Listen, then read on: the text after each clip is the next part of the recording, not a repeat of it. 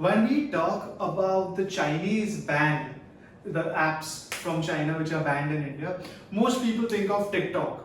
Now US is also banning certain apps. So TikTok seems to have always been the major one under fire. But we forget there are other really popular apps which have now been banned, and they were both popular in India and US, both which are on rocky waters with China. One of them is one of the fastest growing fast fashion apps called Shein. I'm sure most of y'all, most females would have used Shein as an app to order fast fashion, really cheap apparel line products. So today we're going to talk about Shein, which for those who don't know is a combination of she and inside. Shein. Right. So first of all, for those who don't know about this app, guys, Shein has been one of the most popular e-commerce platforms for fast fashion. Again, for those who don't know what fast fashion is basically clothes.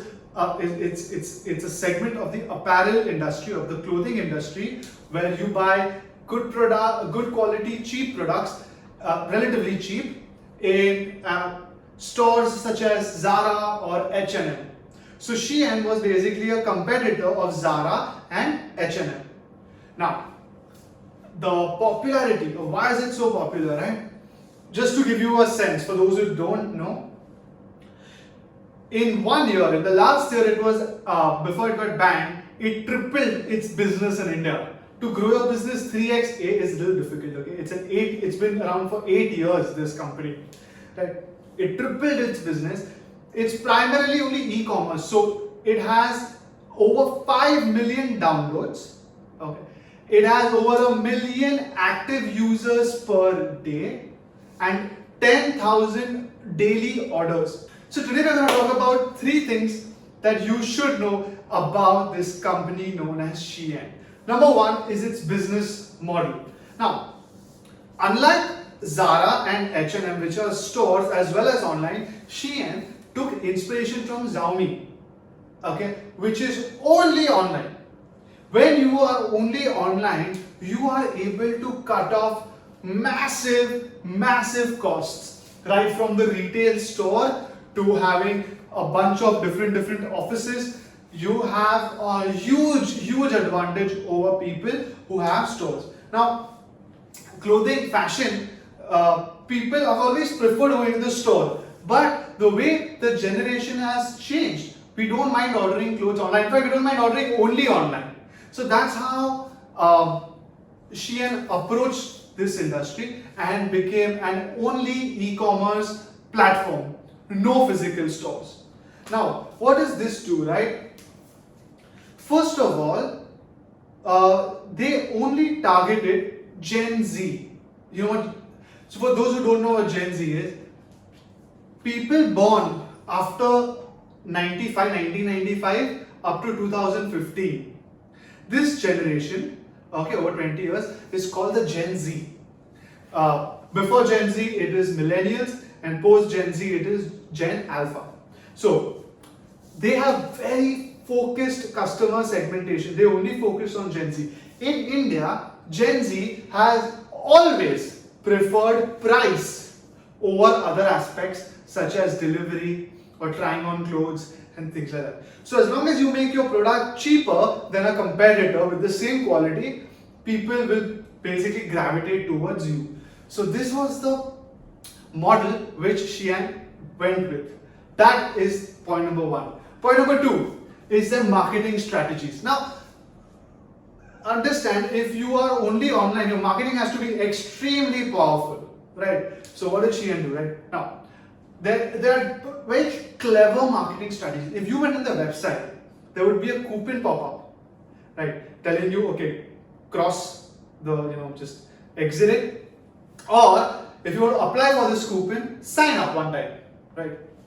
The data shows most people sign up. When you sign up, you have a coupon. You know there's a coupon. When you browse the website, you're most likely going to purchase.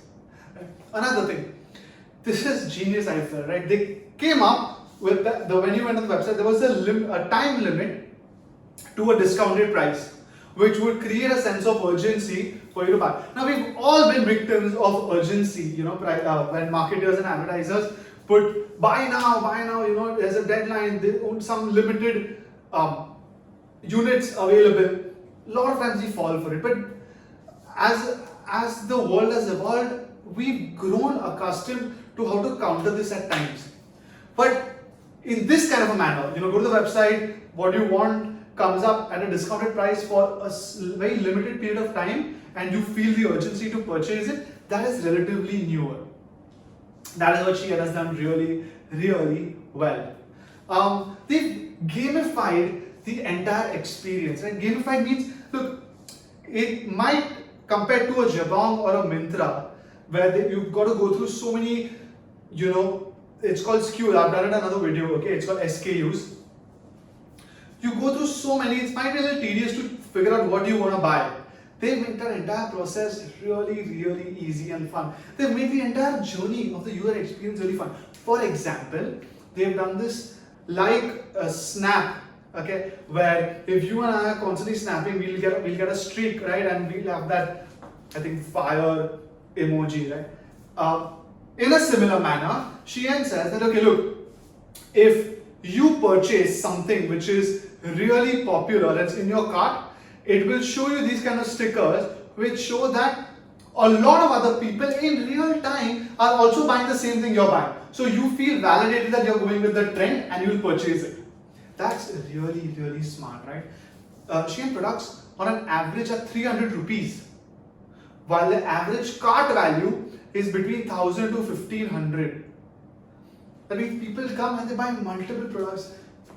Beautiful, brilliant, difficult, but they've executed that part really, really well.